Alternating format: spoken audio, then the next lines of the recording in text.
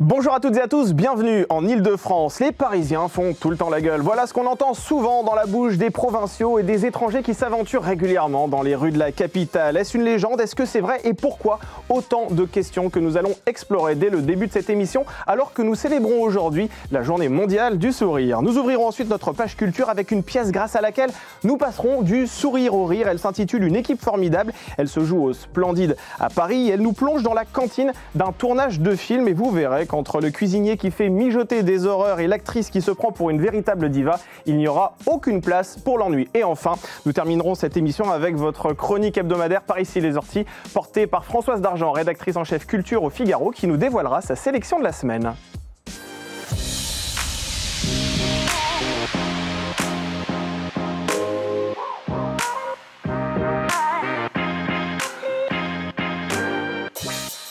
Allez, il est temps pour moi de vous présenter les invités qui vont m'accompagner lors de cette première partie. Jonathan Sixou, bonjour, vous êtes auteur du livre Vivre en ville aux éditions du Cerf. Soyez le bienvenu autour de cette table. Didier Rickner, vous occupez la fonction de directeur de la Tribune de l'Art. Bonjour, soyez le bienvenu dans cette émission. Et enfin, Jean Dorido, vous êtes psychologue. Merci d'être avec nous et vous avez également écrit ce livre. Le bonheur est une science exacte. Voilà, on va en débattre sur ce plateau justement. Ça va être très intéressant d'en parler avec vous. Déjà, je voudrais faire ce tout premier tour de table avec vous. Tiens, je vais commencer par vous, Jean. Est-ce que vous diriez que vous êtes quelqu'un de souriant dans la vie ? Alors écoutez, je pense être plutôt souriant. Ouais. C'est un truc qui m'a toujours été renvoyé, effectivement. Oui, et c'était parfois un problème quand je faisais des expérimentations de psychologie, quand je faisais mon travail de thèse, parce que parfois, quand on est expérimentateur pour de la psycho expérimentale, il faut avoir un peu le masque comme ça. Ouais. Et mon directeur de thèse me disait souvent, Jean, t'as un problème, t'es trop souriant. Ah oui, c'est vrai. Donc, apparemment, oui, j'ai plutôt tendance à sourire. Oui. Vous également, Jonathan ? Je pense.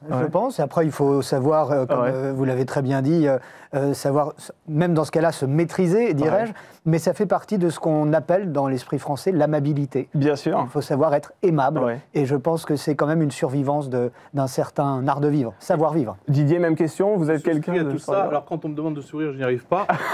Je pense que dans la vie, je suis plutôt souriant. On va essayer de vous soigner aujourd'hui, vous savez. C'est une émission placée sous le signe du sourire. C'est quoi un sourire? Parce qu'on va reprendre les bases. Est-ce que le sourire, c'est forcément une expression faciale? Est-ce que c'est un peu plus large que ça? Alors le sourire, c'est une expression faciale. Pour autant, il y a un neurologue français, il y a très longtemps, M. Duchesne, qui a justement donné son nom au sourire de Duchesne, qui distingue le vrai sourire sincère avec les yeux qui plissent et les joues qui se lèvent du sourire social un peu forcé. Et ça, vraiment, les scientifiques distinguent ces deux sourires parce que, évidemment, que ce n'est pas du tout la même chose, ni à l'extérieur, ni même à l'intérieur, ce que ça fait sur le cerveau, et ni même à la façon dont ce sourire est perçu. C'est à la façon dont les yeux se plissent que l'on voit si le sourire est sincère? Pour faire simple, oui. Le sourire de Duchesne, il y a les yeux qui plissent. Et typiquement, des scientifiques ont analysé ça aux USA. Il y a la photo de classe, même dans les niveaux supérieurs d'études. C'est vraiment traditionnel là-bas. Ils ont photographié des jeunes femmes pour la photo de classe. Toutes souriaient, bien sûr. Ils ont fait le tri entre sourire de Duchesne, vrai sourire, et sourire de circonstance, de façade. Et ils les ont regardés 30 ans après. Et quelles étaient les femmes les plus heureuses en ménage, dans leur job, dans leur famille, celles qui avaient un vrai sourire 30 ans avant. C'est à ce moment-là qu'il faut regarder si on a des pas de doigts ou pas, c'est ça en fait. C'est pas si grave dans le fond, les pas de doigts. C'est pas si grave, c'est un bon signe effectivement. Non mais c'est vrai que c'est une question très intéressante, ce sourire crispé aussi. On va y revenir tout au long de cette émission. Vous partagez aussi cette définition justement de ce sourire, c'est ça? C'est quelque chose aussi c'est une expression faciale finalement? C'est une expression faciale, on a longtemps dit que c'était le propre de l'homme de sourire. On découvre que les animaux aussi, certaines espèces peuvent avoir des expressions faciales qui ne sont pas strictement sensu les mêmes que celles de l'humain, évidemment. Mais des études récentes ont montré que des chiens de compagnie savaient reconnaître le sourire de leur maître. Et il y a eu des études très sérieuses, poussées en la matière, et pour montrer effectivement la communication par le sourire entre le chien et son maître, qui ne sont pas sans intérêt, me semble-t-il. Juste pour rebondir sur ce que vous venez d'évoquer concernant surtout les États-Unis, il y a les ravages depuis des années du Botox qui fait que des gens qui veulent sourire sincèrement ne peuvent plus le faire. Alors ça, c'est intéressant. C'est vrai que beaucoup aussi recherchent le sourire parfait avec cette chirurgie esthétique. Ça fonctionne ou pas? Est-ce que le sourire parfait est aussi atteint grâce à certaines prouesses de la médecine? Alors, sans doute, monsieur en parlera mieux que moi. Que vous n'avez pas fait ça, vous? Ah bah ça se voit. Didier, quand même, dites-nous. Hein. Après, on ne jugera pas. Hein. Vous faites bien ce que vous voulez. Hein. La perfection n'est pas de ce monde. Vous connaissez l'histoire. l'histoire de ce monsieur qui cherche à rencontrer la femme parfaite. Ça lui prend des années, il fait le monde entier. Un jour, il la trouve, mais pas de peau, elle cherchait l'homme parfait. Absolument. Alors, on va y revenir justement sur ce cliché, ce stéréotype que l'on entend souvent lorsque l'on va à l'extérieur de Paris, lorsque vous allez en vacances. Parfois, on dit généralement, les Parisiens, ils font tout le temps la tête, ils sourient jamais, etc. Est-ce que c'est vrai, ça ? Alors, à ma connaissance, non. D'autant qu'en pour le coup, à Paris, il y a quand même énormément de monde, vraiment du monde entier. C'est une ville cosmopolite, énormément de touristes, énormément d'étrangers, d'étudiants. Et pour le coup, je n'ai pas de chiffres. Maintenant, de ma propre expérience, je ne suis pas né à Paris, j'y vis depuis une trentaine d'années. Et je trouve que globalement, à Paris, c'est plutôt souriant. C'est la Fashion Week en ce moment. On a connu les JO il n'y a pas si longtemps. Et vous sortez dans Paris, tout le monde a la banane, tout le monde a le smile. Et je m'étonne de cette légende tenace autour du Parisien qui fait la tête. C'est intéressant que vous preniez cet exemple de la Fashion Week parce que sur les podiums, généralement, on ne sourit pas. Non, les top modèles ne sourient jamais. Avant et après, ça peut sourire. Effectivement. Votre avis aussi de citoyen, Didier Rickner, m'intéresse. Moi, je suis parisien, mais la règle que les gens sont à Paris. Je n'ai pas l'impression d'être mal aimable, en tout cas. Ce qu'il faut voir, c'est qu'effectivement, Paris, heureusement, et c'est très bien, est une ville qui est faite de plein de gens qui viennent de toute la France. Donc les Parisiens, qu'est-ce que ça veut dire, les Parisiens ? Il n'y a pas beaucoup de Parisiens qui sont nés à Paris, par exemple. C'est vrai. Très peu. Donc ceux qui ne sont pas aimables, c'est peut-être ceux qui ne sont pas nés à Paris, je ne sais pas. Jonathan Sixou aussi, vous, alors je rappelle que vous avez écrit ce livre, Vivre en ville. Est-ce que, justement, vous souscrivez à cette thèse selon laquelle le Parisien ne sourit absolument jamais ? Ce à quoi je souscris, c'est qu'on adore dire du mal des Parisiens. Ah, ça c'est vrai. Ça c'est un point de départ avant toute chose. Et les Français en général et les Parisiens eux-mêmes il ne faut pas trop les pousser pour qu'ils reconnaissent par des torts qui parfois ne leur incombent pas du tout. Je suis de Paris depuis plusieurs générations et j'ai pas souvenir qu'il y ait eu un changement, qu'on faisait moins la gueule avant qu'on la ferait aujourd'hui. Je pense en revanche, et c'est visible pour un Parisien qui ne met les pieds dans même une grande ville en province, les gens sont peut-être plus détendus. Oui. Et je fais une différence entre le sourire peut-être et une certaine tension, une certaine pression que peuvent avoir les Parisiens, même des touristes qui peuvent un peu être stressés parce qu'on les met en garde contre les vols à la tire, contre plein de nouveaux dangers dans les rues de Paris. Donc peut-être qu'il y a une tension dans l'air plus palpable qu'ailleurs. Après, le Parisien qui fait la gueule, je pondère un petit peu. Je ne dis pas que c'est un mythe, mais je pondère un petit peu. Didier Rickner. Vous connaissez mon amour pour la politique municipale. C'est vrai que de nos jours, vous aimez beaucoup. Sourire dans Paris quand on voit l'état de la ville, c'est plus difficile. C'est beaucoup. C'est vrai que tout à l'heure, vous disiez qu'effectivement, on pouvait un peu plus sourire peut-être à l'extérieur de Paris lorsque l'on est plus détendu. Après tout, le sourire est une expression de la détente aussi, quelque part. Exactement. Alors, mais paradoxalement, parallèlement à peut-être un manque d'amabilité de façade, dirais-je, je pense qu'il y a quand même chez le Parisien, il faut se méfier des généralités, mais malgré cela, si on généralise sur le Parisien qui tire la tronche, malgré tout, je pense que si vous arrive un pépin devant lui, il vous viendra en aide. Si vous glissez dans la rue, il vous tendra un bras pour vous relever. Si vous perdez votre téléphone, il vous téléphone. Enfin, vous voyez des choses pour vous aider. Ça n'empêche pas, je crois, une certaine entraide humaine, malgré tout. Jean Dorido. Pardon, je vais m'autoriser à étaler un peu le peu de science que j'ai sur le sujet. Mais allez-y. À ma connaissance, le prédicteur du caractère aimable ou non aimable ne se situe pas dans la ville de résidence. Que ce soit très clair, ni de naissance. C'est vrai qu'on a envie, c'est vrai que les stéréotypes sont plus forts que nous, parce que nous sommes obligés d'en avoir. Notre cerveau fait des catégories. Pour autant, ça c'est très, très étudié par la psychologie moderne, il y a 5 traits de personnalité qui sont indépendants les uns des autres, et parmi lesquels l'agréabilité. Et ça, c'est quelque chose qui est assez solide. Au sortir de l'adolescence, eh bien, ça se stabilise en général, et donc ça ne bouge plus à vie. Il y a des personnes qui sont plus agréables que d'autres, et jusqu'à aujourd'hui, rien ne prouve que la ville de résidence ni la ville de naissance ait un impact sur ce niveau d'agréabilité, même si bien sûr que l'environnement, le contexte, ça joue. C'est généralement davantage la famille, les événements de vie, des personnes qui traversent des traumatismes, on veut peut-être plus se renfermer, vous voyez, quand c'est dans leur enfance. Pour autant, c'est vraiment un mythe, si vous voulez, de dire les Parisiens sont ceci, les Nantais cela. Oui, ça veut dire qu'il n'y a pas de prédisposition génétique. Très clairement, quand on est à Paris, on n'est pas condamné à faire la tête. Ça un peu, si on dit les sont ceci, des fois ça peut être raciste. Oui, bien sûr, vous avez raison. C'est discriminant. C'est discriminant. Il n'y a pas de raison de dire que les Parisiens soient plus ou moins que les autres. Ils sont comme les autres. Mais vous confirmez, Jonathan Sixou, qu'il n'y a pas moins de sourires à Paris en 2025 qu'au siècle dernier. Ça a toujours été plus ou moins stable, c'est ça? Alors, il y a le sourire, mais pour être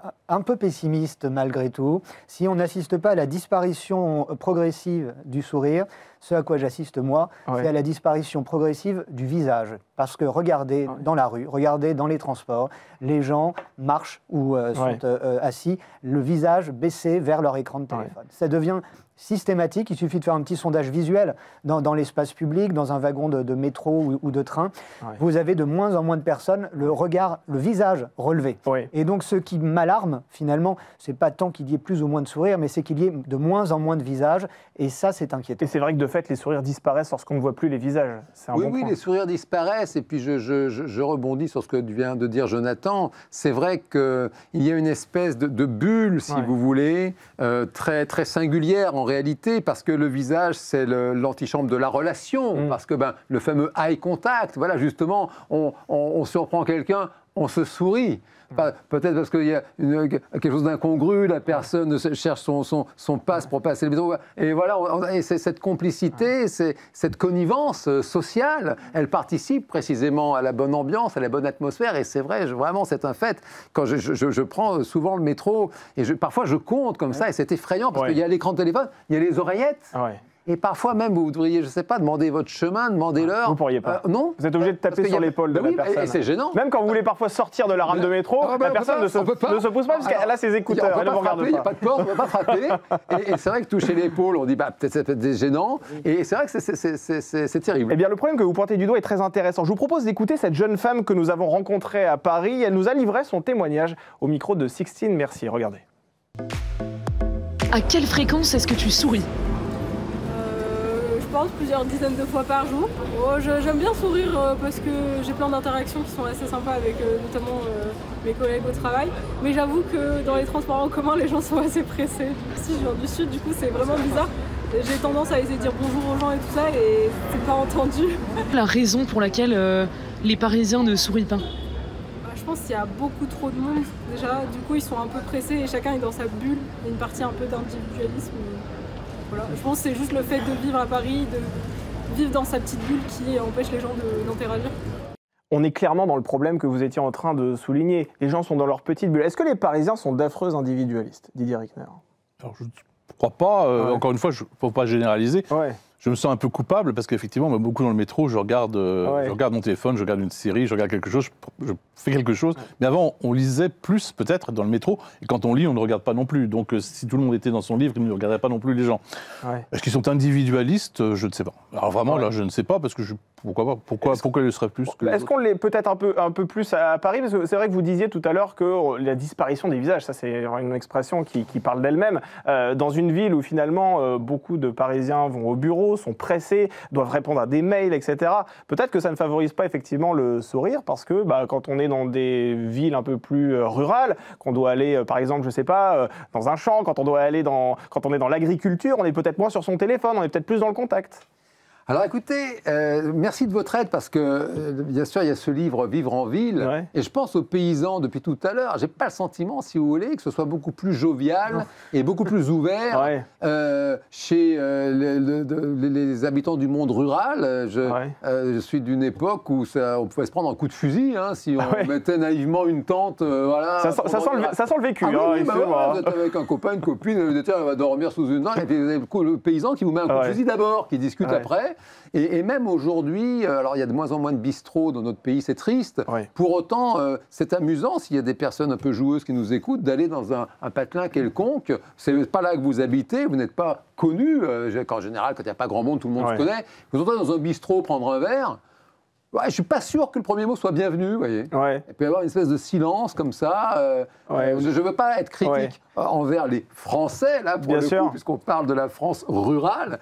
Maintenant, c'est encore une fois, si vous voulez... Il peut y avoir un sentiment de méfiance, effectivement. C'est-à-dire, de toute façon, quand vous êtes nouveau quelque part... vous n'êtes pas forcément accueillis les bras ouverts. Vous voyez, c'est quand même n'importe qui a été nouvelle ou nouveau dans une cour de récréation, dans une classe, même dans une boîte, dans un job. Vous arrivez, vous venez de changer de travail, eh bien, vous avez des gens qui vous attendent au tournant, parce qu'ils vous voient comme un rival. Parce qu'ils vous voient... Donc, si vous voulez, encore une fois, c'est vrai que les clichés, c'est amusant pour le cerveau. On aime bien dire... Il faut des boucs émissaires. Ceux-ci sont comme ça, voilà, ça. On aime bien faire des cases. Pour autant, je n'ai pas le sentiment que ni les citadins, ni les Parisiens particulièrement aient des caractéristiques suffisamment saillantes pour qu'on puisse les distinguer. Malgré tout, je pense que toutes les personnes qui sont autour de cette table partent en vacances de temps en temps, parfois même à l'étranger. Et lorsque vous transitez par Paris, que vous rentrez chez vous et que vous prenez le métro, malgré tout, je suis désolé de vous le dire, mais le choc est quand même terrible. Vous êtes en Italie, excusez-moi, pendant 2 semaines, où les mines sont réjouies, bronzées. Vous arrivez dans le métro quelques semaines plus tard pour repartir chez vous. Vous voyez la différence. Et c'est intéressant, cet épicentre de la froideur qui se trouve sous les sols parisiens. Comment ça s'explique? Parce qu'effectivement, il y a un endroit particulier où les gens font la tête, c'est dans le métro. Pourquoi dans le métro? Parce qu'on ne peut pas dire que ce soit un lieu particulièrement accueillant en soi. Déjà, si vous prenez le métro, c'est qu'a priori, vous allez peut-être sûrement travailler, donc peut-être que ça ne réjouit pas tout le monde forcément d'aller travailler, d'affronter la journée ou de repenser à la journée que vous venez de conclure. On a le droit aussi ça je milite pour qu'on ait le droit d'être dans ses pensées et qu'on n'ait pas forcément le besoin absolu d'être dans l'empathie vis-à-vis de ses contemporains systématiquement. Et le temps du métro, le temps de l'autobus, peut-être ce temps-là. Ce qui ne veut pas dire que je ne fais pas attention à autrui.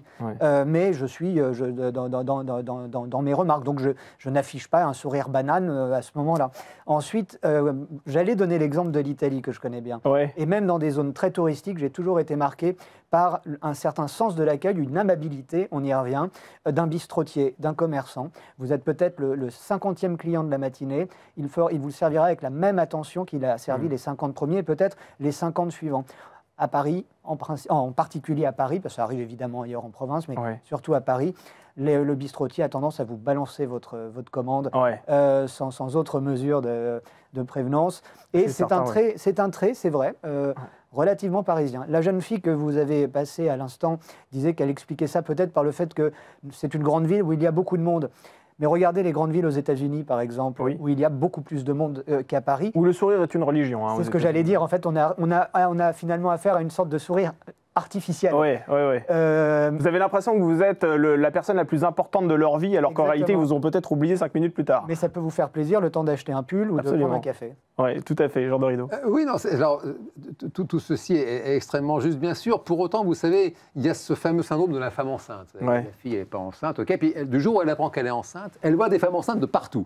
Parce que ça, c'est quelque chose qui se passe vraiment dans le cerveau. Il y a une espèce d'intérêt qui crée cette illusion assez inouïe que c'est comme si elle s'était toute passée le mot du jour au lendemain. Ça marche aussi avec une nouvelle voiture. Bon. Et donc, c'est un fait, si vous voulez, là, on le sait quand même, les Français ont tendance à être quand même plutôt dépressifs. On n'est pas une population qui va bien. Et donc, typiquement, une personne qui n'a pas forcément le gros moral, qui n'est pas forcément super bien, elle va avoir tendance, sans s'en rendre compte, à faire un tri et à ne voir que ces personnes qui ont mauvaise mine. Pardon, c'est pour alimenter l'échange. Dans le métro, il est fréquent de croiser une bande d'étudiants qui se marrent, qui font plaisir à voir, et ça rigole, et ça se fait des bisous dans tous les sens, des touristes heureux. Donc, si vous voulez, il y a vraiment notre cerveau nous joue des tours, il possède des biais cognitifs, et il faut s'en méfier. Didier Rickner, je voudrais vous faire commenter une photo qui peut-être s'apparente à une forme d'art. C'est celle de Jean Castex dans le métro, regardez-là. Ancien Premier ministre. Oui, je peux la commenter, celle-ci. Ancien Premier ministre, bien évidemment. PDG de la RATP, il devrait sourire. Il se trouve dans l'une des rames qu'il doit diriger. Vous voyez, là, on dirait que vous me provoquez parce qu'on sort vraiment de mon champ de compétences qui est l'histoire de l'art.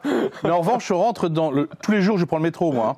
Et le métro, surtout depuis Jean Castex, c'est une catastrophe parce que ce qui n'est pas fréquent dans le métro, c'est les rames.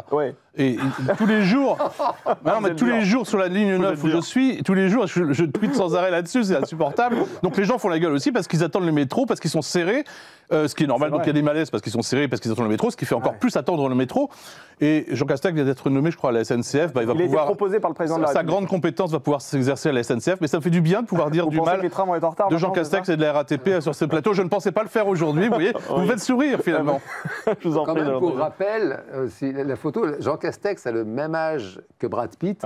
Oui. C'est intéressant quand même de voir l'effet du sourire. Exactement. On a tous intérêt. Vous voyez, vous me devancez, parce qu'on va avoir un sourire hollywoodien très connu dans quelques instants. Mais tout d'abord, je voudrais effectivement qu'on regarde ce deuxième témoignage, parce qu'on a recueilli effectivement tout à l'heure le témoignage d'une jeune femme qui ne venait pas de Paris, celle que vous avez écoutée il y a quelques instants. Et bien maintenant, je vous propose de découvrir les témoignages de 2 Parisiens qui s'expriment en toute franchise sur ce vaste sujet qu'est le sourire. Regardez. La règle que les gens ne sourient pas à Paris est quand même plutôt vraie, surtout si on ne les connaît pas. Et ça peut être bizarre socialement de faire des sourires à des gens. Moi, je pense que je souris plusieurs fois par jour pour des blagues ou juste pour dire bonjour. Oui, c'est amusant puisqu'on m'a déjà fait la réflexion. Tiens, tu souris vachement, t'es sûrement pas parisienne. Tandis que moi, je pense que y a un truc de réciprocité dès lors que tu souris en face. Généralement, j'observe la plupart du temps que les gens sourient en retour. Donc, continuer, finalement, propager. Il y a une contagion du sourire, c'est hyper agréable. Si les gens pouvaient mettre un peu plus de sourire, ça serait plus sympa. Pour tout le monde, mais il faudrait que tout le monde se mette d'accord avant parce que là, ça ferait juste très dystopique. Alors ça, c'est très intéressant ce que dit ce jeune homme à la fin. Alors c'est vrai que ça prête à sourire. Il faudrait que tout le monde se mette d'accord. En réalité, quand vous interrogez les personnes dans la rue, comme je l'ai fait finalement au début de cette émission, tout le monde dit oui, je suis souriant et oui, je suis favorable à ce qu'il y ait davantage de sourires dans la rue. Mais personne ne le fait. Alors qu'est-ce qu'il faudrait faire pour faire en sorte qu'à Paris, on sourit davantage? Est-ce qu'il faudrait instaurer une règle tacite entre chaque personne en se disant bon, si je te souris dans la rue, ça ne veut pas forcément dire que je te veux du mal? Écoutez, l'idée de la contagion sociale, c'est une idée intéressante. Les psychologues savent depuis longtemps, et même avant eux, de façon pratico-pratique, les personnes que ça intéresse savent que nous sommes des êtres mimétiques. Et c'est vrai que ça pourrait être amusant, une espèce de campagne d'affichage comme ça, initiée par, pourquoi pas, la municipalité. Un truc genre, oui, souriez, vous êtes filmé. Voilà. Parce que c'est vrai que d'initier le sourire, ça pourrait être intéressant. Oui, effectivement. C'est vrai qu'on voit typiquement là dans votre sujet, cette jeune femme, elle rayonne, elle sourit. C'est vrai que le garçon le sent un peu plus morose. Et lui-même, peut-être, a eu des nouvelles expériences. Il dit ça fait bizarre quand on sourit à quelqu'un. Peut-être parce qu'il y a des personnes, c'est un fait, pour ceux qui aiment s'amuser, vous souriez. Il y a des personnes qui vous rendent votre sourire, d'autres qui ne le rendent pas. Après, une parenthèse, si la ville de Paris maintimait l'ordre de sourire dans la rue, ça aurait le mérite de crisper davantage. Et là, je pense que c'est pas une très bonne idée.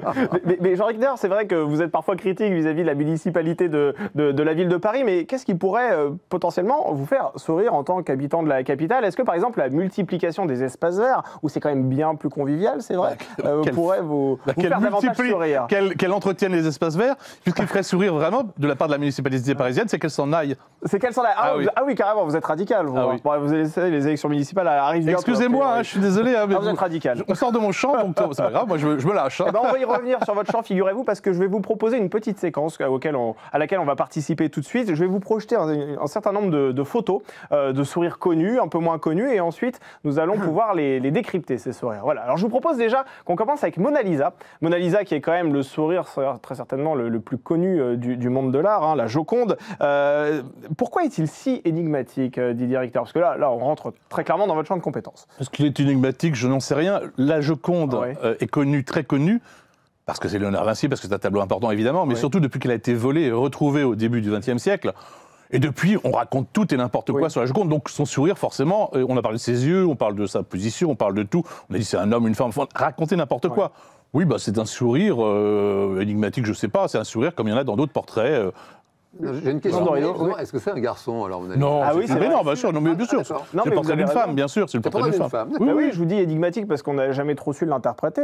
C'est un portrait d'une femme. Alors simplement, voilà, il n'y a pas tellement à l'interpréter. C'est un portrait de femme, et on projette dessus toutes les fantasmes qu'on peut avoir sur l'histoire de l'art, sur les tableaux, parce que ce tableau est devenu mythique. C'est un très beau tableau, mais au Louvre, dans la salle de Joconde, il y a des tableaux encore beaucoup plus beaux que celui-ci que personne ne regarde. Et c'est vrai qu'on a du mal à l'interpréter, ce sourire, d'autant plus que le sourire n'a pas toujours une connotation joyeuse aussi dans l'histoire de l'humanité. Parfois, le sourire peut aussi être le témoignage, en tout cas l'expression d'une forme parfois de souffrance, de mal-être. Aussi. Mais comme toutes les expressions, me semble-t-il, on peut prendre l'opposé qui sont les larmes, par exemple.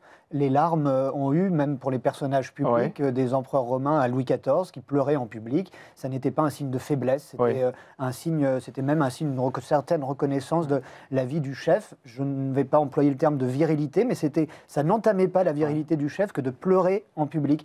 Donc après que le sourire, effectivement, soit interprété, ou le rire du méchant dans un film, par exemple, c'est pas un rire qui est très communicatif. Le ricanement du méchant, c'est pas quelque chose... Ça peut être assez sadique. Exactement. Le Joker dans Batman. Oh, vous êtes en train d'anticiper mes futures photos, vous êtes dur, Jean Dorido. Vous êtes en train de tuer ma séquence. Effectivement, on va voir le Joker juste après et je vous interrogerai là-dessus. Mais pour rester sur le monde de l'art, effectivement, est-ce que c'est Mona Lisa qui a inventé le sourire dans le monde de l'art? Pas du tout. Il y a des tableaux. J'ai retrouvé, parce que je ne suis pas spécialiste du sourire dans l'histoire de l'art, même si je suis historien de l'art, j'ai regardé en préparant cette émission un portrait du Fayoum, qui sont des portraits du IIe siècle après Jésus-Christ, des portraits dans l'Égypte romaine.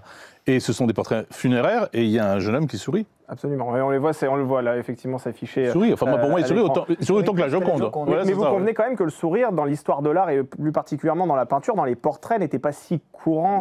Alors je pense que, d'abord, dans l'histoire de l'art, il y a beaucoup de scènes où on n'a pas envie de sourire, les crucifixions, les scènes de bataille, etc. Donc il n'y a pas forcément... dans les portraits, souvent, c'était des portraits officiels. Donc, où on essaye de transmettre une dignité, donc en dignité, on sourit pas, ça c'est vrai, c'est plutôt vrai. Mais au 19e siècle, il y a des gens qui sourient, bien sûr. Et puis, dans la peinture, il y a beaucoup de sourires à toutes les époques. Donc, je n'adhère pas à cette idée qu'il n'y a pas de sourire dans la peinture. Il y en a eu plus à un moment donné qu'à un autre. Par exemple, avant la Renaissance, il y avait autant de sourires qu'après? Avant la Renaissance, il y a surtout des portraits. Avant la Renaissance, ce sont des tableaux surtout qui ont survécu. Ce sont les tableaux, et même plein ces tableaux religieux, les retables, etc. Les retables avec des saints hiératiques, ils ne sourient pas, non, ça c'est sûr. Mais c'est le sujet qui veut ça, je pense. Vous voulez voir le Joker, Jean Dorido? On se fait le Joker obligé. Oui. Allez, on recule pas devant la gourmandise. On va regarder le Joker, effectivement, parce qu'on va se rendre compte, effectivement, quand on voit ce sourire, que ce n'est pas forcément l'expression d'une bienveillance extrême. Vous avez raison. De toute façon, oui, ça a été dit à l'instant. Il y a des sourires mauvais, bien sûr, comme il y a des joies mauvaises. La cruauté peut faire sourire, on le sait, là aussi, c'est un trait de personnalité, Dieu merci, très rare. Il y a des personnes sadiques, par exemple, qui ont du plaisir à faire souffrir autrui. Et ça va déclencher un sourire qui, là, est en rapport avec le plaisir. C'est un plaisir toxique, c'est un plaisir cruel. Donc, évidemment, que le sourire n'est pas forcément le témoignage de quelque chose de bienveillant. Ça c'est sûr. Il y a un film d'horreur récent qui s'appelle Smile. Oui. Le sourire, moi je l'ai vu ce film, il ne donne pas envie de rire, le sourire de Smile. On peut penser aussi, et là je reviens encore à mes petits hobbies, sur la tapisserie de Bayeux, Emmanuel Macron disant que les experts ont dit que non, etc. Il avait un petit sourire qui était un rictus plutôt, il n'était pas très bienveillant. Donc tout ça, il peut y avoir des sourires, bien sûr, qui ne sont pas du tout des sourires agréables. Absolument. Alors maintenant, on va voir une photo. Une photo, c'est un mème en réalité qui a beaucoup tourné sur les réseaux sociaux. C'est la première photo que je voulais vous suggérer tout à l'heure. Voilà, c'est cette photo-là que vous connaissez très certainement parce qu'elle tourne sur les réseaux sociaux depuis 2011. Alors ce monsieur s'appelle András Arato, c'est un ingénieur électronique hongrois. Il a été pris en photo pour une banque d'images, effectivement, et on voit ce sourire crispé qui a beaucoup fait rire les internautes et qui est généralement d'ailleurs utilisé, vous voyez, sur les réseaux pour témoigner d'une certaine crispation, d'un certain malaise de la part de celui qui l'utilise. C'est vrai que le sourire, il doit toujours être spontané aussi. Un sourire forcé, de toute façon, il vaut mieux ne pas sourire à la limite. Difficile d'avoir une règle en la matière, parce qu'il y a des gens qui peuvent très bien se forcer à sourire et ça ne se voit pas, et d'autres qui voudraient sourire et qui ne le peuvent pas. Mais c'est difficile de vous répondre précisément. Là, il a l'air effectivement très crispé, le monsieur. On pourrait dire qu'il a renversé son café sur son ordinateur et la photo juste après. Ça pourrait être un peu ça. Mais je vous pose cette question parce que je ne sais pas si vous avez certainement vu dans vos archives familiales, mais nos grands-parents, nos arrière-grands-parents, lorsqu'ils se mariaient, par exemple, ne souriaient pas forcément. Alors qu'aujourd'hui, lorsqu'on prend une photo, on nous demande systématiquement de sourire. Là, il y a eu un changement culturel aussi. Il y a eu un changement, effectivement, qui... sans empiéter sur les plates-bandes de Didier Rickner. Mais c'est vrai que, et ça rejoint ce qu'on disait en début d'entretien, c'est vrai que quand vous souriez et quand vous avez un beau sourire, votre visage se transforme, votre physionomie se transforme. Et ce n'est peut-être pas cette physionomie que vous avez envie de transmettre à travers les décennies, à travers les siècles. Vous préférez transmettre de vous-même un visage lisse, qui n'est pas un visage inexpressif, mais qui n'est pas un visage déformé par une expression. Et ceci explique aussi que ce côté très hiératique se retrouve, regardez, dans tous les premiers portraits photographiques du 19e siècle, des Nadar et autres, on ne sourit pas. Et ça se retrouve encore aujourd'hui, toutes les photos officielles de chefs de l'État, par exemple, ce ne sont pas des photos où on sourit. Absolument, Jean Dorido. Oui, non, cela dit, un élément de réponse à ton intérêt à sourire, même de façon forcée, et il y a des travaux qui vont plutôt dans le sens du oui. Une équipe de chercheurs à Hong Kong a montré à un public deux photos, un homme, une femme, objectivement pas forcément bien de leur personne, et ils ont demandé à ce public de dire si ces personnes, ils les trouvaient plutôt sympathiques, plutôt mignons et plutôt intelligents. Et ils ont fait bien sûr 2 conditions expérimentales. Une condition, les gens ne sourient pas, une autre condition, les deux sourient. Et bien lorsque les personnes sourient, l'homme et la femme, eh bien ils sont évalués plus sympathiques, plus mignons et plus intelligent. Donc, a priori, vous avez intérêt à sourire quand même. Bah écoutez, je vais garder le sourire pendant toute la suite de cette émission, n'est-ce pas? Merci à tous les 3 d'avoir été autour de cette table. C'était passionnant. Jonathan Sixou, journaliste et auteur de Vivre en ville aux éditions du CIR, Didier Ruckner. Vous êtes directeur de la Tribune de l'Art, et Jean Dorido, vous êtes psychologue, et je rappelle le titre de ce livre, Le bonheur est une science exacte. Vous nous l'avez prouvé finalement lors de cette première partie. Merci encore d'avoir été autour de cette table. On poursuit avec cette pièce de théâtre grâce à laquelle vous allez explorer les coulisses du cinéma.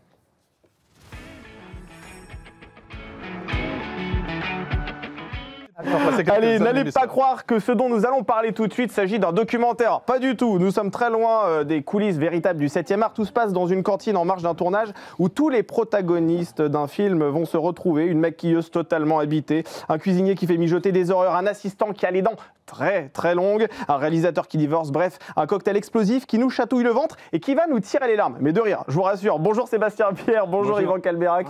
Bienvenue sur ce plateau. Ça fait plaisir, vous avez le sourire, vous êtes pile dans le thème de cette émission. Franchement, c'est parfait. Alors, une équipe formidable, hein, donc c'est le titre de la pièce que vous venez défendre, que l'on peut aller applaudir au Théâtre du Splendide à Paris. Yvan, vous en êtes le metteur en scène. Sébastien, vous jouez le rôle de JB. JB, c'est un assistant qui travaille sur le tournage d'un film où rien ne va se passer comme prévu. On va en parler bien évidemment dans cette émission.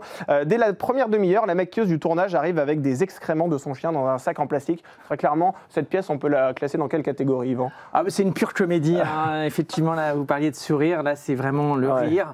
On vient de commencer et on a beaucoup de rire dans le public. Parfois, il faut que les comédiens s'arrêtent pour attendre la fin des rires. Voilà, c'est 1h30 de détente, de bonne humeur, une parenthèse enchantée, on espère, pour les gens. Parce que bon, l'actualité n'est pas toujours facile, on n'a pas forcément envie de sourire. Là, on ressort avec un grand sourire, normalement. C'est difficile de s'adapter au rire du public aussi lorsque ça rigole à ce point? En fait, oui. Là, en fait, et surtout au début. C'est une vraie écoute aussi de notre part, c'est-à-dire qu'il faut délivrer le texte, le jeu, etc. Mais il y a aussi ce moment où, lorsqu'on rencontre le public, il faut être vigilant sur les rires. Pas les laisser mourir, parce que si on les laisse mourir, les gens s'arrêtent complètement et il faut repartir. Donc il faut rattaquer juste au moment où les rires commencent à retomber pour pouvoir que ce soit rythmiquement intéressant. Pour vous, c'est comme si le public était un personnage auquel vous devez répondre. Ah oui, complètement. Complètement. Et chaque soir est différent. Alors on a des rendez-vous, effectivement, où on se dit là ça va rire, là ça va rire, là ça va rire. Mais il y a parfois des petits changements qui font qu'on a un nouveau rire ou on a un rire qui manque. Donc, soit il faut réenchaîner tout de suite et pas attendre le rire, évidemment. Soit il faut attendre pour le coup parce que ce nouveau rire-là, il ne faut pas le manger. Il ne faut pas parler pendant les rires, sinon on n'entend pas la réplique d'après. Absolument. Alors, en parlant d'audition, on me signale que votre foulard tape un tout petit peu sur le micro. Alors, il va falloir... Alors, soit vous l'enlèvez... Non, attendez, vous ne mettez pas nu sur ce plateau tout de suite. Il y a une question de nudité, d'ailleurs, dans cette pièce. On va en parler. C'est vrai. C'est pas vous qui vous déshabillez. J'espère que j'ai pas divulgaché la fin. Alors vous glissez donc dans la peau de JB, hein, on va en parler dans un instant, mais je parlais d'une cantine tout à l'heure parce que c'est un espace très restreint dans lequel ça se passe dans une cantine en marge d'un tournage. Il va se passer quoi très clairement dans cette cantine? Oui, c'est vrai que le projet de la pièce, c'est de montrer un peu les coulisses du cinéma et un lieu qu'on ne voit jamais, qui est la cantine d'un tournage, où on prend nos repas et où on va aussi prendre un thé. Et là, il va se passer tout ce qu'on ne voit jamais. Et là, c'est un tournage qui se passe évidemment très mal. La comédienne, en fait, doit faire une scène déshabillée et elle veut plus déshabiller, ce qui bloque tout le tournage. En même temps, le cuisinier, lui, il a perdu le goût et l'odorat depuis son Covid, ce qui fait que tout ce qu'il cuisine est immangeable. C'est exceptionnel. Donc, c'est un mélange de... Voilà, la maquilleuse cherche l'amour, parce qu'il y a une dimension de comédie romantique aussi, tout comme le cuisinier. Il y a JB qui qui est une sorte de premier assistant un peu catastrophique, qui fait rien comme il faut et qui rêve de devenir réalisateur à la place du réalisateur. Donc on est dans une pièce chorale un peu chaotique où il y a beaucoup de gags, de quiproquos, et en même temps ça parle vraiment de gens finalement qui sont des gens comme tout le monde, les gens qui font des films, à part la star qui vit dans un monde parallèle. Bien sûr, les autres, son César, là, quel choix. Quelle chérie, elle a son César, elle se balade avec elle tout le temps. Elle le désinfecte même quand vous le touchez. Elle est complètement hypochondriaque. C'est des gens un peu comme tout le monde, les techniciens du cinéma. Et donc ça parle de gens un peu ordinaires, entre guillemets, plongés dans un univers extraordinaire. Et comment vous décririez ce rôle d'assistant que vous avez dans cette pièce? En fait, c'est un assistant qui veut vraiment bien faire, qui essaye de faire toutes les tâches comme il faut. Il y arrive plus ou moins bien. En revanche, il a vraiment des velléités de réalisateur. Il a proposé un court-métrage à la comédienne, il essaie et il veut réussir, quoi, en fait. Il veut passer au stade de réalisateur et pas rester premier assistant. Il est prêt à trahir même ses premiers amis pour... il est prêt à trahir, alors gentiment, parce que c'est pas un méchant, mais il est prêt à tout. Il est prêt à tout parce que effectivement, il fait des promesses que finalement il va pas tenir. Il est un peu maladroit, il est un peu lent par moment et il met parfois un peu de temps à comprendre. Et surtout, il va être confronté à un conflit à choisir entre en fait réussir professionnellement ou choisir l'amour. Absolument. Et il va être déchiré entre ces deux options. Exactement. Alors je vais citer les autres comédiens qui partagent la scène. Baude Becker, Ludivine de Chastenay, Sophie de Furst, Thomas Sagol et Benoît Tachoir, qui sont tous sur scène, qui sont tous excellents, vraiment. Parlez-moi justement des autres personnages aussi qui rythment cette pièce. Vous en avez brièvement parlé, mais si je devais vous demander la personne, en tout cas le rôle qui vous fait, vous, à titre personnel, le plus rire, ce serait lequel ?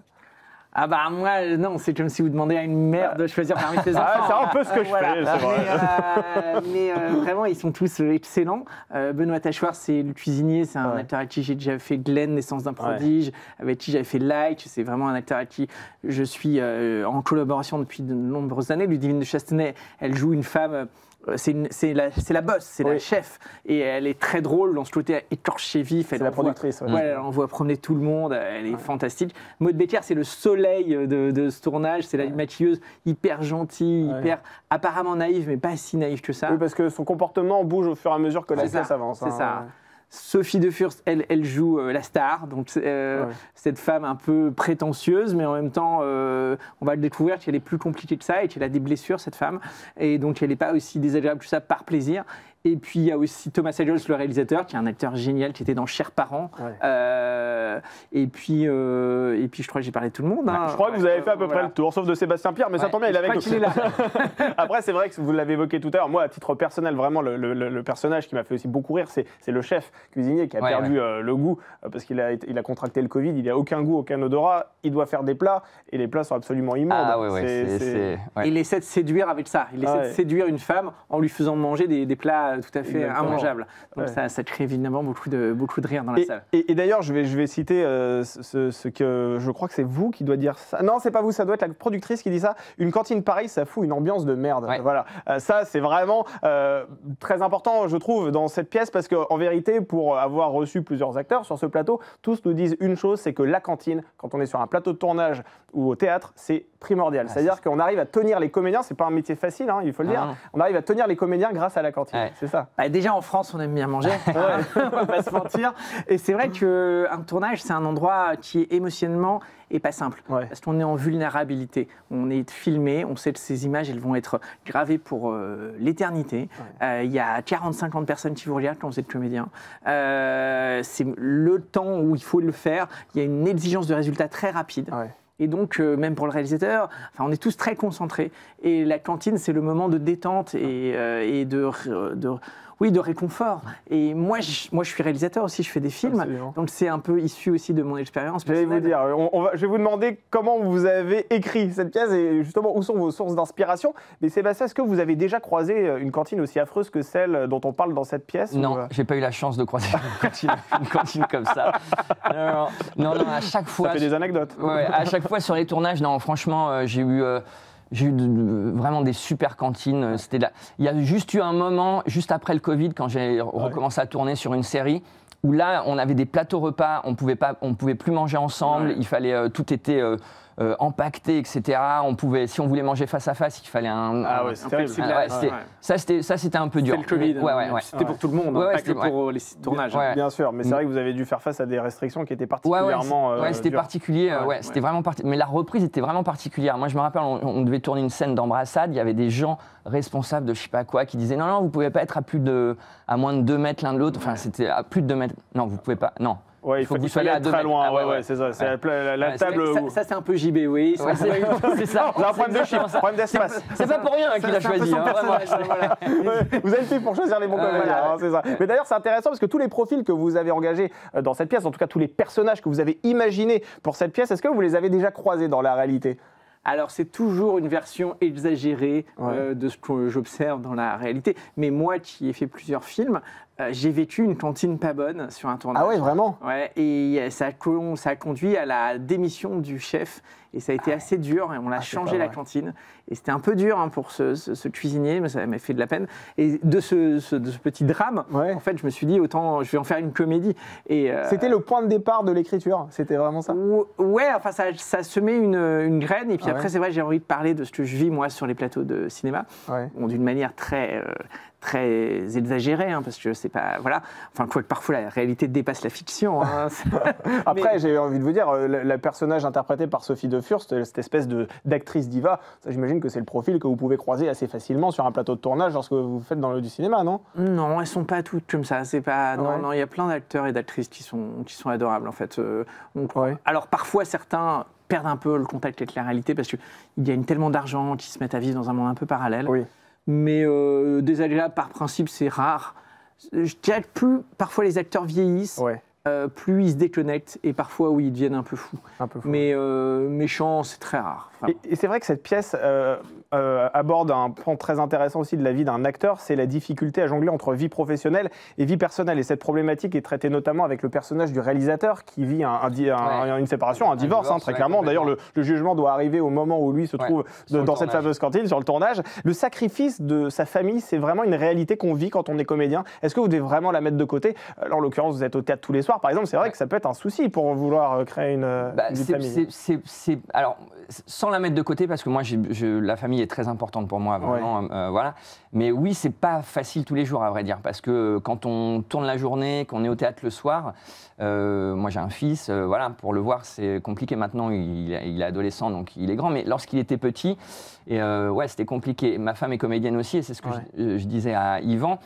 On jouait tous les deux et à 6 mois, on est parti jouer à Shanghai et on l'a emmené, il avait 6 mois quoi. Et juste après, on partait en Turquie jouer et on l'a emmené partout en fait lorsqu'il était petit. Et après, voilà. Vous devez vous adapter en permanence. Oui, non, mais c'est vrai qu'on est dans des métiers où on travaille quand les gens se divertissent, se reposent. Donc du coup, les enfants, c'est le moment où ils sont plus à l'école. Donc c'est effectivement, pendant les répétitions, il y avait des problèmes de garde d'enfants que tout le monde vit en fait. Et puis même vous qui faites du cinéma et de la télévision, lorsque vous êtes sur un plateau de tournage, vous devez parfois enchaîner des jours et des jours de tournage, parce que ça est lié aussi à l'économie du métier. Parfois, vous devez enchaîner des jours de tournage entiers. Parfois, c'est très long. Vous devez vous couper de votre famille qui peut-être n'habite pas dans cette ville-là. Ça doit être assez difficile.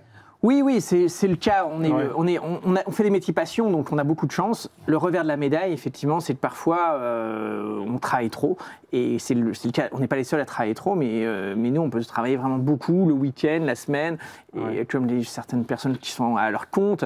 Et on n'est vraiment pas les seuls métiers dans ce cas-là. Mais c'est vrai que c'est des métiers qui font rêver, mais qui ont aussi des astreintes. On joue le soir de Noël, on joue parfois le 31 décembre, on est en train de travailler. C'est pour ça qu'il faut que vous vous entendiez tous très, très bien. Oui. Mais là, c'est le cas, vraiment. Et puis Yvan a la qualité de réunir des équipes et de faire de belles équipes avec qui... déjà, Yvan, sans flagornerie, est quelqu'un de vraiment hyper agréable à travailler. C'est vraiment... c'est un vrai bonheur. Et du coup, on a la chance d'avoir une super équipe, de tous bien s'entendre, de beaucoup rigoler. Même en dehors, donc c'est hyper parce que ça se transmet sur le plateau après. Ça fait partie du succès, et le succès vous le rencontrez avec cette pièce, une famille formidable qui se joue au théâtre une équipe. J'ai dit une famille formidable. Non mais ça c'est parce que vous jouez en famille aussi. Vous savez, vous me perdez aussi avec tous ces mots là. Une équipe formidable, il y a l'affiche en plus qui apparaît. Effectivement, une équipe formidable, ça joue au théâtre du Splendide. Merci Sébastien Pierre. Merci Yvan Calberac d'avoir été sur ce plateau. C'est du mercredi au samedi à 21h, dites-moi si je me trompe, et le samedi à 16h30 et le dimanche dimanche à 15h. Voilà, vous pouvez tous aller voir cette pièce désormais. Merci d'avoir été sur ce plateau et on termine cette émission avec la dernière chronique. Par ici, les sorties.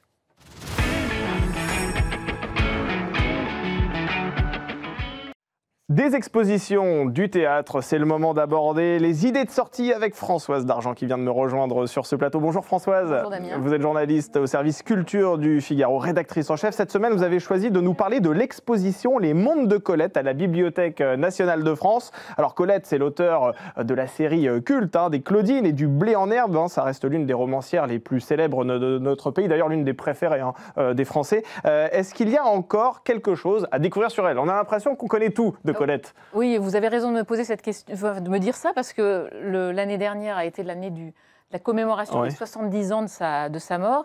Et ses obsèques, ça avait été quelque chose en 1954, c'était les obsèques nationales. C'était la première fois qu'une femme avait droit à des obsèques nationales. Donc voilà, ça avait vraiment marqué l'événement et l'année, pardon. Mais Colette, c'est un peu un monument et on ne s'en lasse pas. La Bibliothèque nationale préparait cette exposition depuis un certain temps. 2025, c'est l'entrée de l'œuvre de Colette dans le domaine public, donc il n'y a pas de petit anniversaire. Donc on le fête, et puis il faut savoir que l'institution du 13e arrondissement possède un énorme fonds. Donc il faut le montrer, c'est l'occasion. Et alors donc vous pouvez imaginer les cahiers d'écoliers avec son écriture fine, ses ratures, ses rajouts, les cahiers de Claudine, il y a énormément de photos, il y a des articles de presse, il y a sa boîte à maquillage, donc on rentre vraiment dans la vie de Colette. On voit même ce film très étonnant avec Cocteau qui vient l'interviewer alors c'est la vieille dame du Palais Royal et il l'interviewe comme un journaliste un peu intimidé et elle lui répond, elle lui dit contempler c'est une chose qui occupe énormément parce qu'elle est dans son fauteuil, elle ne peut plus bouger, donc voilà. Et comment expliquer cette profusion de documents pour une romancière de la première partie du XXe siècle? Là où on a plutôt l'habitude d'avoir droit à des vitrines de manuscrits. Alors en fait, Colette, il faut relire le titre de l'exposition, Les Mondes de Colette, parce que Colette est multiple, c'est pas seulement la romancière à succès, elle a été journaliste, elle a été comédienne, elle a été, comme je le disais, elle a même ouvert fugacement un institut de beauté. Colette, elle a eu 3 maris, elle a eu des amants, des maîtresses, elle avait des chiens, des chats, elle a même eu un petit serval, on le voit dans une exposition, on découvre plein de choses. Elle a eu un serval qui est une sorte de petit félin qu'elle a ensuite donné au zoo parce que je pense qu'elle ne pouvait pas le garder. Donc voilà, c'est cette Colette-là qu'on voit. On voit qu'elle était énormément aimée. On voit une photo d'Audrey Hepburn qui met la tête sur son épaule. Donc voilà, on découvre tout cela à travers ces documents parce qu'elle se laisse photographier tout au long de sa vie. Elle fait de la publicité. Dès Claudine, elle fait de la publicité. Elle se prête au jeu. Elle pose en une des magazines quand elle ouvre son institut de beauté. Il y a ces photos d'elle sur la scène. Donc c'est un peu la scandaleuse. C'est une femme très libre qui vit l'instant présent, qui fait aussi scandale et c'est ce qui plaît à l'époque. Et quel est le lien entre cette femme scandaleuse, justement, déguisée en faune, qui montre ses jambes au début du XXe siècle, et cette dame âgée à qui l'on rend visite, finalement, comme on rendrait visite à un monument 50 ans plus tard? Alors c'est justement le propos de l'exposition, elle montre tous les paradoxes de Colette. Est-ce qu'elle est classique, est-ce qu'elle est moderne, est-ce qu'elle est féministe, antiféministe, est-ce qu'elle est moraliste, est-ce qu'elle est amorale? Donc alors l'exposition permet, grâce à ce côté un peu kaléidoscope, justement ses photos, on entend sa voix, parce qu'elle a été aussi beaucoup enregistrée, on voit ses films, ça permet un petit peu d'approcher ce personnage. Alors je peux prendre comme exemple le théâtre, on a souvent...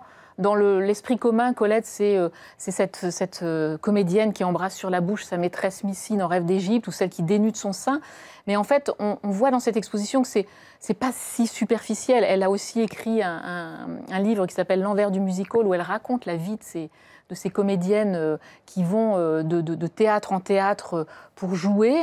Elle-même, après sa séparation avec Willy, elle devient comédienne pendant 8 ans. Elle va faire il y a une carte dans l'exposition. On voit tout son tour de France ou tous ces théâtres où elle va. Donc elle est comme ces femmes. Elle va avec sa petite valise, elle prend le train, elle s'assoit dans sa loge, elle se maquille. Elle a 1 heure de gloire, on va dire, le soir. Et après, elle repart. Et elle décrit ce monde avec beaucoup d'honnêteté, avec beaucoup de vivacité aussi. Là où à l'époque un homme aurait peut-être écrit ça de manière un peu plus machiste et de manière plus pittoresque. Donc elle est vraiment toujours dans la justesse, dans la description. Elle rend les choses très très humaines, très sensuelles, et c'est ce qui plaît toujours aujourd'hui et qui rend ces textes si intéressants encore aujourd'hui. Alors Colette, dans tous ces états, c'est à découvrir dans cette grande exposition que vous nous conseillez, Françoise Dargent, qui se tient à la Bibliothèque nationale dans le 13e arrondissement de Paris. La Colette comédienne me permet de faire le lien d'ailleurs avec cette pièce de théâtre que vous nous proposez maintenant. Il s'agit de La Séparation de Claude Simon, qui a été mise en scène par Alain Françon, l'immense Alain Françon, dont on a beaucoup parlé sur ce plateau. Et c'est au Théâtre des Bouffes du Nord que ça se passe. Oui, alors voilà, Colette a peut-être croisé Claude Simon à la fin de sa vie, parce qu'il a eu le prix Nobel en 85, mais lui, c'était plutôt nouveau roman, donc c'était pas le genre de la maison Colette, qui écrivait différemment. Mais elle aurait en tout cas, je pense, adoré la prestation de Catherine Yegel qui joue dans cette pièce, qui est la seule pièce de Claude Simon portée à la scène. N'en dites pas plus parce que figurez-vous que nous avons une petite coquetterie. Nous avons la bande-annonce à vous proposer. Je vous propose de la découvrir.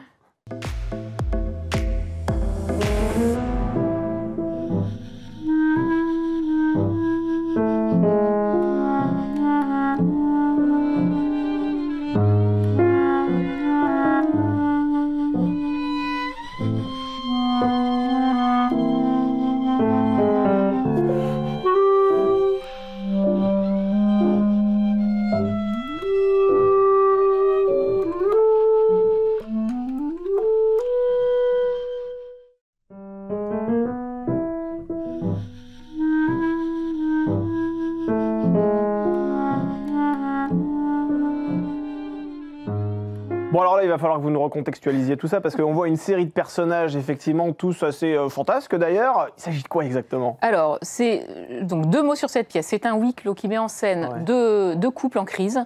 Donc d'un côté, il y a le jeune couple qui est interprété donc par Pierre-François Garel et Léa Drucker, que l'on voit à l'écran. Et de l'autre côté, il y a un couple plus âgé qui est donc Catherine Yegel face à son mari Alain Libault. Alors il faut savoir que Catherine Yegel est la mère du jeune homme à côté, et donc la belle-mère de Léa Drucker. Donc voilà, ça c'est la crise des couples. Et 4 personnes donc, qui se croisent et se répondent d'une drôle de façon, car cette pièce, en 2 actes, est structurée d'une manière très très particulière. Oui, alors sur la scène, il y a les deux, on est dans le cabinet de toilette des 2 couples, donc ils sont, la scène est séparée en 2, donc d'un côté les jeunes, d'un côté les vieux. Donc ils sont en crise tous les 2 de leur côté, quelquefois il y a quand même ils vont l'un chez l'autre. Et il y a une 5e personne qui est une infirmière assez inquiétante qui apparaît de temps en temps et qui vient donner des nouvelles d'une vieille tante qui se meurt à l'étage. Oui, on l'a vu, elle fait très peur. Voilà, elle fait très peur. Elle est bossue, elle fait très peur. Donc c'est un peu inquiétant, c'est assez morbide. Alors donc cette famille habite dans une grande maison à la campagne qui est une exploitation qui ne fonctionne pas vraiment. Et il y a beaucoup de mensonges, il y a des non-dits. Donc au début, c'est un peu raide, je l'avoue. Il faut quand même dire qu'au début, le texte est assez dur. Et dès que Catherine Yegel arrive, elle fait tout basculer parce qu'elle joue le rôle d'une vieille femme qui est un peu fatiguée, qui ne se supporte plus, qui ne supporte plus les autres, qui demande à sa belle-fille de l'assister, mais qui en même temps lance des piques assez vachardes, et elle est formidable. Il faut dire que Léa Drucker est pas mal non plus, dans un rôle beaucoup plus en retenue, mais Catherine Yegel emporte le morceau, et donc il faut aller voir cette pièce au moins pour le numéro d'actrice. Et justement aussi, vous pouviez passer du coq à l'âne, vous m'aviez dit tout à l'heure. Oui. Qu'est-ce que vous vouliez dire par là? Parce que moi j'aime bien cette expression, mais elle me fait parfois un peu peur. Voilà, alors non, en fait, si vous voulez vraiment rire, alors là, à gorge déployée. Ah bah moi, on adore. Vous savez, c'est la journée mondiale du sourire aujourd'hui. Et on passe du coq à l'âne parce qu'on passe de Claude Simon à Mel Brooks. Je peux vous reparler de la reprise des producteurs de cette comédie musicale d'Alexis Michalik qui a repris cette semaine et donc qui reprend pour quelques mois au Théâtre de Paris. Là, je peux vous dire aussi 2 mots sur le pitch. C'est un producteur de Broadway qui, pour faire une arnaque à l'assurance, monte la plus mauvaise comédie musicale du monde qui s'appelle Des fleurs pour Hitler. Donc on est dans une espèce de satire. C'est très grinçant, c'est très drôle, on rit vraiment beaucoup. C'est extrêmement bien joué. Il y a une nouvelle distribution que je n'ai pas encore découverte, mais je pense que je vais aller le revoir. Ah bah écoutez, ça fait du bien. Vous m'inviterez C'est troublé. Oui, tout à fait. Bah j'ai hâte. Merci beaucoup Françoise Dargent, rédactrice en chef culture au Figaro. C'est la fin de cette émission. Merci beaucoup de nous avoir suivis. Lundi, vous retrouverez un nouveau numéro de cette émission avec Marie-Liesse Chevalier. D'ici là, je vous souhaite un excellent week-end et passez un très bon samedi et dimanche avec toutes les idées de sortie que nous venons de vous dévoiler. À très vite sur le Figaro TV.